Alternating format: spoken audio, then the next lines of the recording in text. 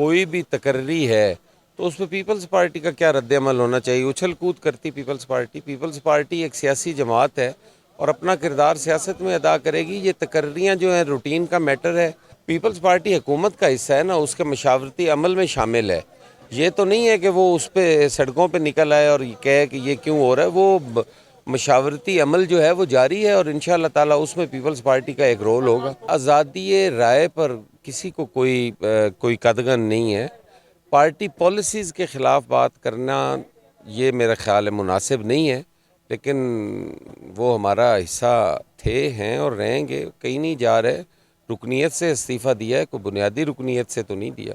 وہ long march ہے ہی نہیں جی، وہ تو پارٹ ٹائم مارچ ہے۔ 2 کلومیٹر سفر کرتے ہیں، ایک جلسہ کرتے ہیں اور اس کے بعد وہ گھر چلے جاتے ہیں۔